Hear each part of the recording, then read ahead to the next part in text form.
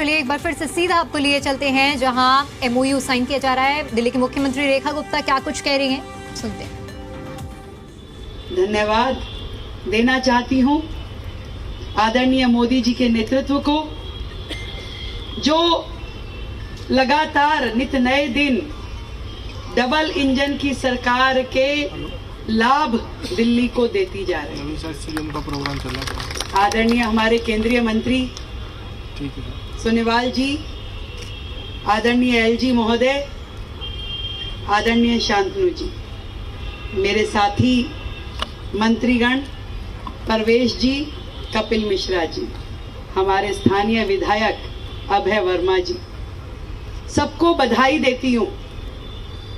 ये दिल्ली के लिए,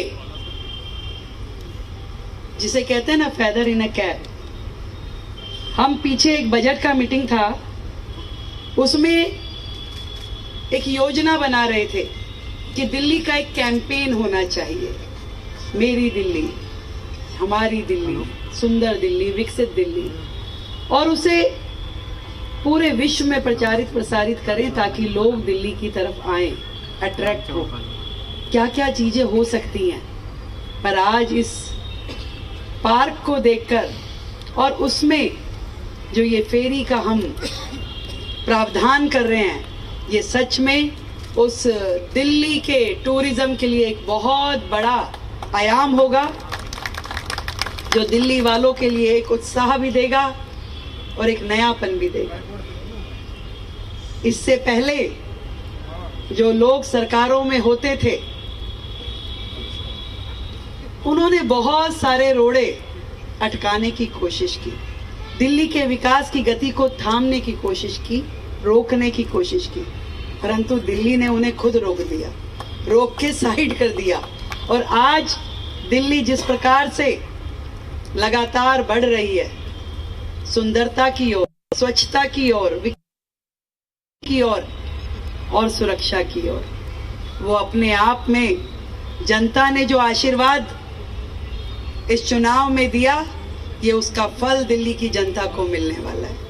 मैं धन्यवाद करती हूँ वो सारी एजेंसीज जो इस पूरे के पूरे प्रोजेक्ट में शामिल है, हमारी इनलैंड वाटरवे अथॉरिटी, हमारी डीडीए, हमारा जल बोर्ड, हमारा इरिगेशन एंड फ्लड डिपार्टमेंट, हमारा टूरिज्म विभाग।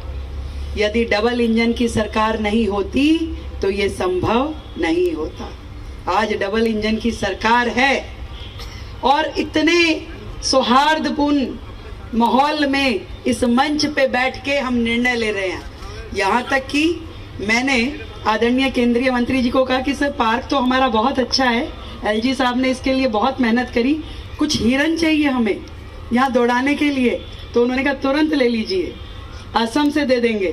तो इतना पॉजिटिव रिस्पांस कि आप केवल सोचिए, आप केवल बोलिए, वो काम जिसे असंभव लोग कहते हैं, इस इम्पॉसिबल में भी पॉसिबल, आई एम पॉसिबल छिपा है, ये हो पा रहा है तो आदरणीय नरेंद्र मोदी जी के नेतृत्व में। बहुत बहुत बधाई।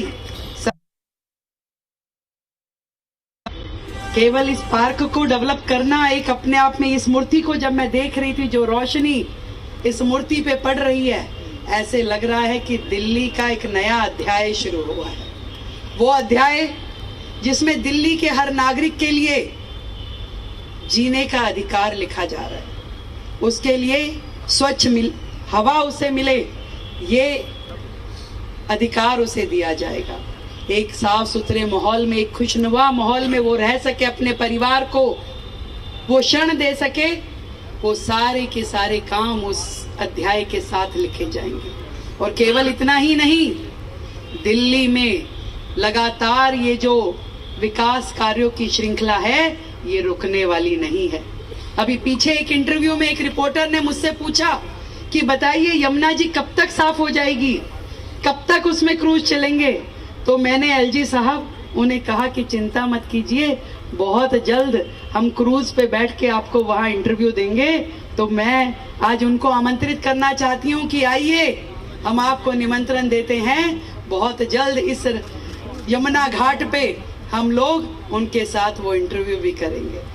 मैं मुझे आज ऐसा लग रहा है कि इस यमुना मैया ने आमंत्रित किया है कामाख्या देवी को सोनेवाल जी के रूप में, हमारी काली माँ को कलकत्ता से स्वयं पधारे हमारे शांतनु जी को, हमारी दिल्ली से कालका माई, छतरपुर माई और हमारी झंडे वाला माई के आशीर्वाद, ये सब देवियां मुझे ऐसा लग रहा है कि आज यहाँ अवतरित हो गई हैं।